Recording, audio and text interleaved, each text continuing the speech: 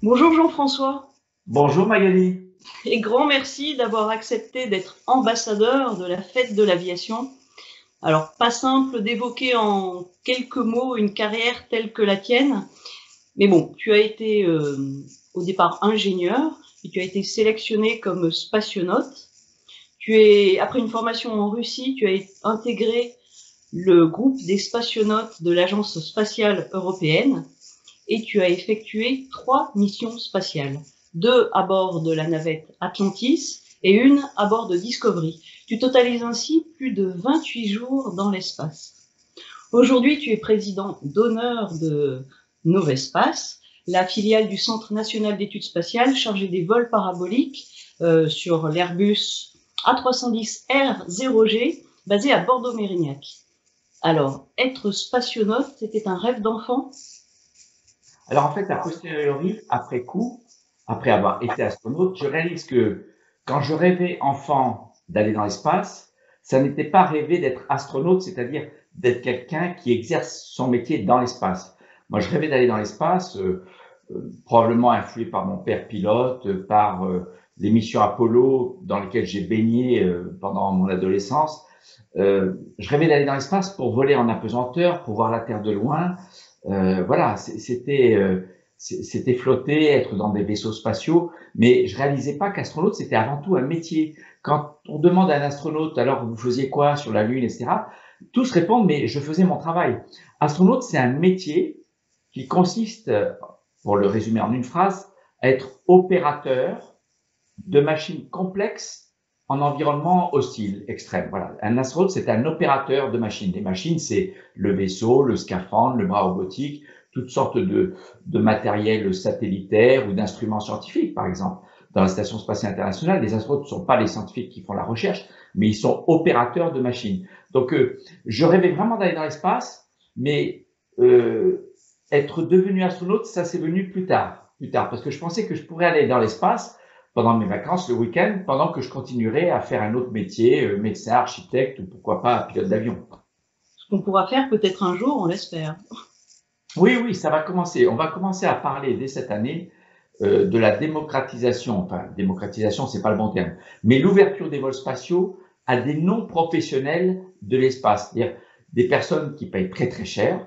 Pourquoi ça coûte très cher? Parce que c'est lié à l'énergie. Il faut beaucoup d'énergie pour aller dans l'espace, mais qui payent très cher pour vivre l'expérience d'être dans l'espace, voir la Terre de loin, voir l'univers sans que les étoiles scintillent, en éteignant toutes les lumières, flotter en apesanteur, voilà, et participer à une aventure humaine extraordinaire. Et peut-être aider aussi ceux qui font leur boulot à bord pour entretenir le vaisseau. Et alors, que ressent-on lorsque l'on décolle pour l'espace et que l'on découvre la Terre à près de 600 km d'altitude? Alors, ce sont deux très bonnes questions. D'abord, une idée reçue sur le décollage. Beaucoup de personnes s'imaginent que décoller, c'est très physique, il faut être Superman, etc.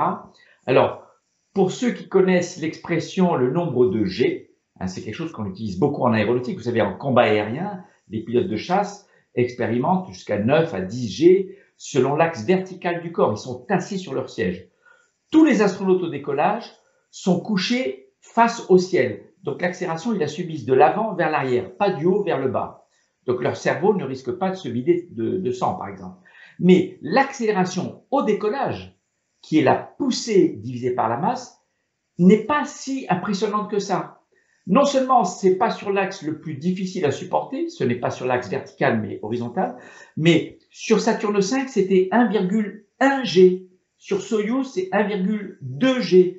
Dans la navette spatiale américaine, c'est 1,5 G. Et il n'y a pas eu de décollage supérieur à 1,5 G. Alors c'est vrai que quand la masse diminue parce qu'on consomme beaucoup de carburant, mais que la poussée reste la même, on peut atteindre un pic à 3, 4 G momentanément. Mais dans l'axe d'avant vers l'arrière, c'est très supportable.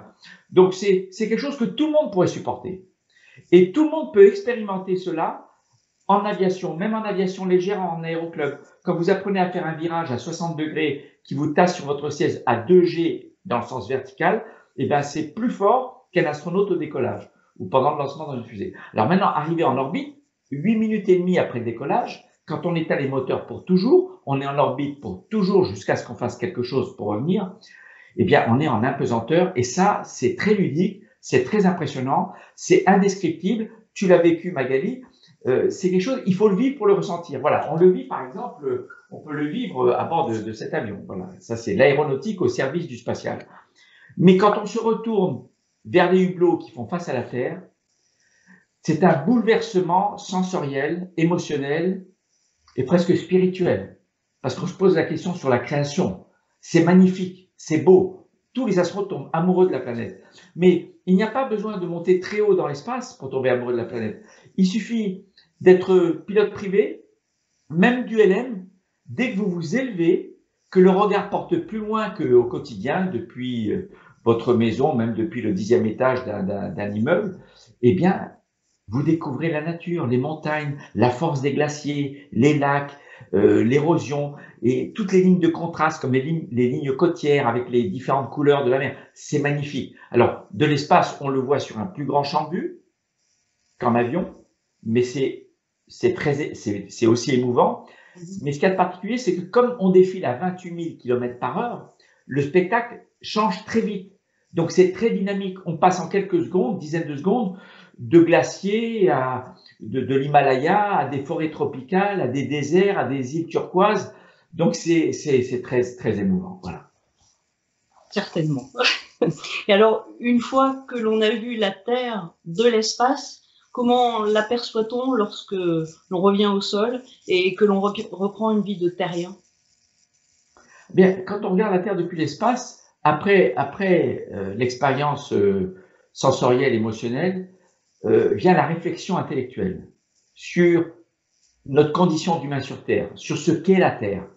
Et la Terre, on la voit, elle est finie, elle est isolée, il n'y a rien à proximité pour venir nous aider, elle est unique, il n'y a rien qui lui ressemble, et elle est sur un fond noir d'encre du cosmos. On ne voit pas les étoiles, sauf si on fait quelque chose pour les voir. Mais spontanément, par le hublot, on ne voit pas les étoiles parce que l'œil n'est pas assez adapté à l'obscurité.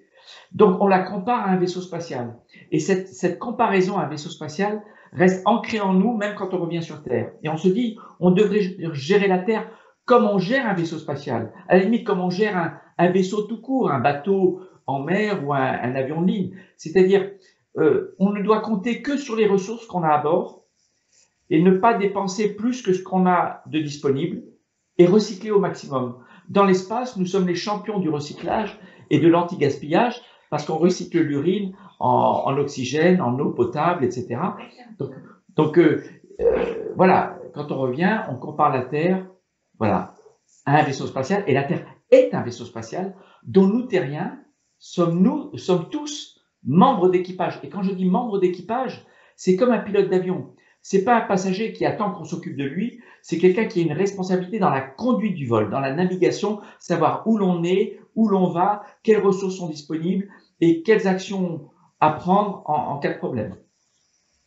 Et as-tu vécu quelque chose de particulier là-haut? Est-ce que tu as eu une anecdote particulière à nous raconter? Des anecdotes, j'en ai beaucoup évidemment, ne serait-ce que rejoindre avec un vaisseau spatial qui décolle depuis la Terre, rejoindre un vaisseau qui est déjà en orbite. Par exemple, ma deuxième mission spatiale, on voit ici mes 3 écussons. Donc le premier, c'était dédié à la planète Terre, étude de l'atmosphère. On volait sur le dos tout le temps. C'était impressionnant, regarder la Terre par les hublots du plafond. Imaginez-vous un jour, vous levez les yeux pour regarder la Terre. Le deuxième vol pour ravitailler la station spatiale russe Mir. Et le troisième pour réparer le télescope spatial Hubble, donc une mission pour la science. Mais revenons à la deuxième mission. Notre but est d'aller ravitailler une station spatiale dans laquelle il y a des humains qui attendent qu'on leur apporte des vivres, des vêtements, des ressources, de l'eau pour pouvoir vivre à bord. Donc c'est très émouvant quand on ouvre la porte, quand vous rencontrez d'autres personnes qui sont en vol et qui vous attendent.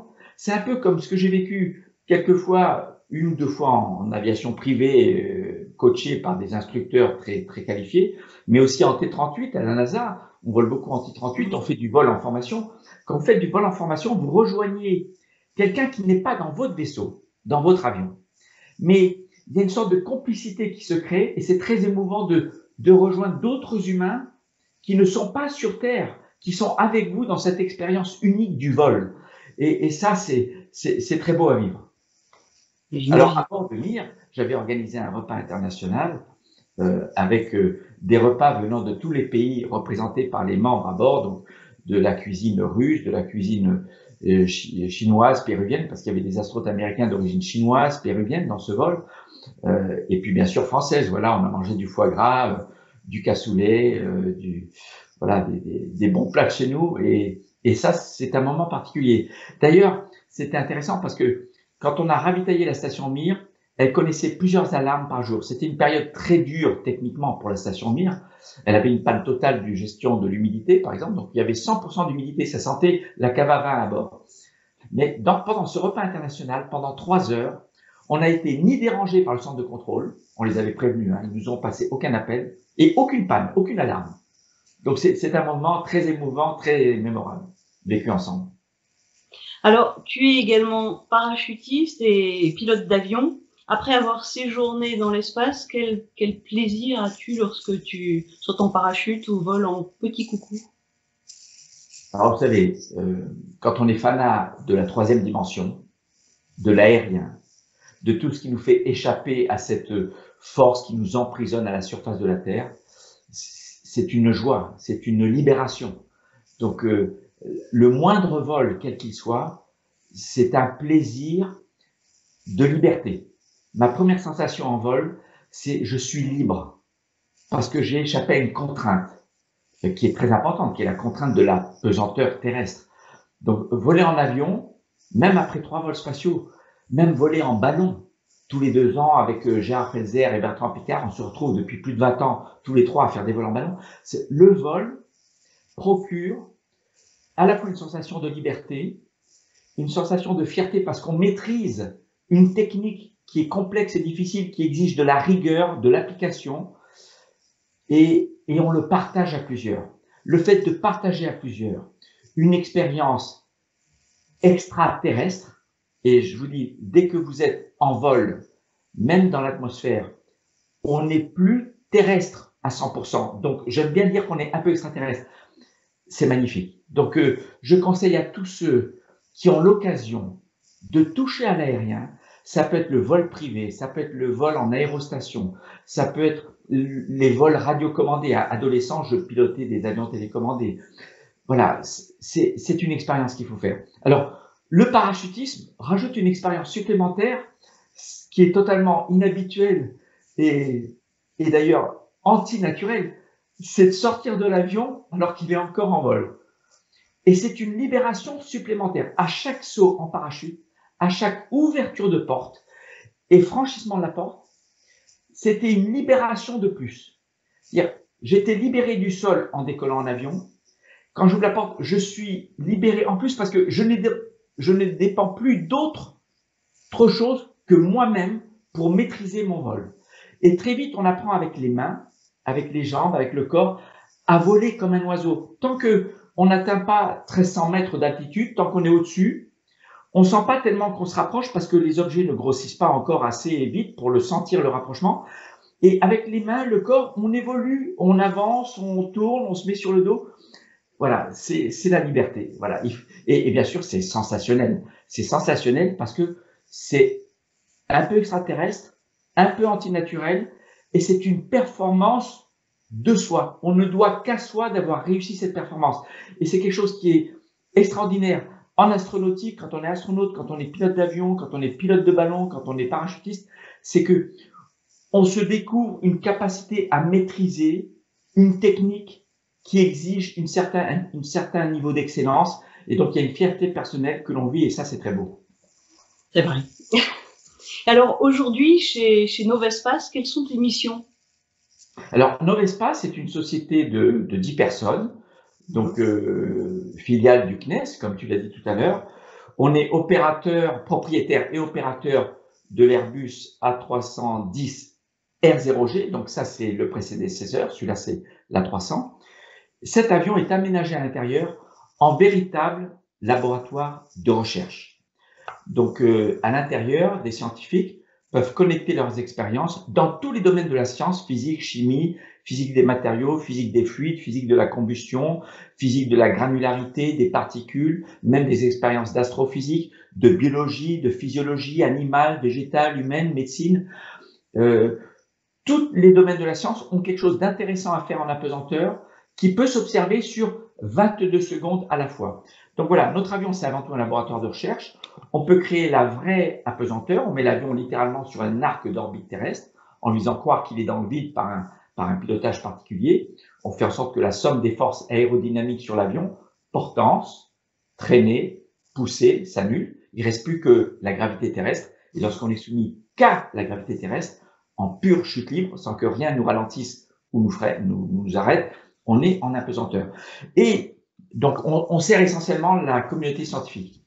Mais de temps en temps, on fait des vols un peu comme une journée porte ouverte pour du public qui vient dans l'avion, vide, il n'y a aucune expérience, et ils sont eux-mêmes leur propre expérience. Voilà, ce sont des vols de découverte de l'apesanteur, c'est comme ça qu'on les appelle. Ce sont les vols dits R0G, et le site r0g.com vous permet de tout apprendre sur ces vols et de vous inscrire si vous trouvez assez de copains pour se cotiser pour votre anniversaire ou si vous avez une cagnotte qui vous permet de vous payer un billet à 5 000 € hors taxe, donc 6 000 € pour les Français. Et avec ça, vous connaissez la gravité martienne, la gravité lunaire, parce qu'on peut reproduire dans notre avion tous les niveaux de gravité entre 0 et même et 1 et au-dessus. D'ailleurs, en faisant un virage continu, on peut être au-dessus de 1G.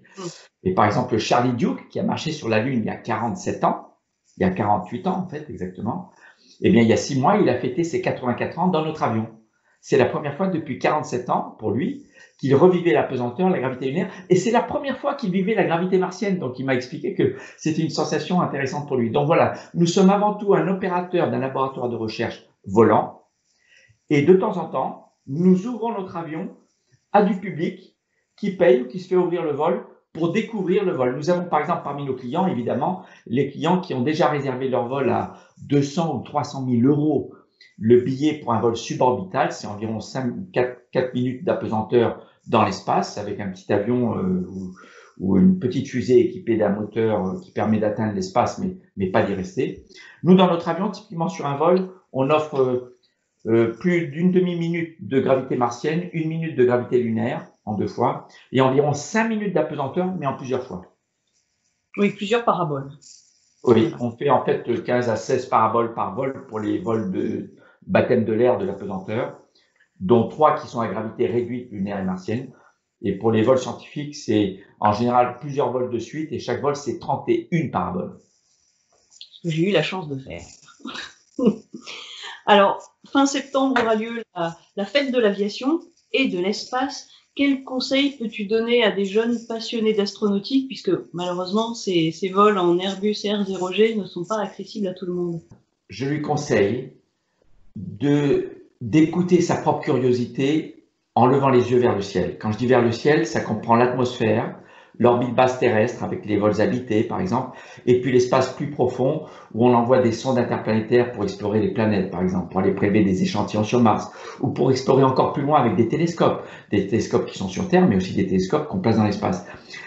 Il faut être curieux d'abord, curieux pour apprendre, pour augmenter ses connaissances, et curieux aussi des sensations avec son corps. Donc il faut tenter de voler en ballon. Parfois, on peut se voir offrir une place dans des festivals ou alors lors de fêtes de l'aéronautique où vous avez des rassemblements d'avions avec des baptêmes de l'air qui sont offerts notamment aux jeunes ou avec le brevet d'initiation aéronautique aussi. Voilà, apprendre, d'abord être curieux, apprendre, parce que lorsqu'on est connaissant, plus on apprend et plus on a envie d'apprendre, et plus on est ouvert à tous les métiers possibles, toutes les activités à la fois professionnelles et associatives, et puis tenter soi-même avec son corps, tenter soi-même de monter dans quelque chose qui vole, dans un ballon, dans un avion, et pourquoi pas un jour peut-être pour les plus chanceux, parce que ça restera un jour dans une fusée.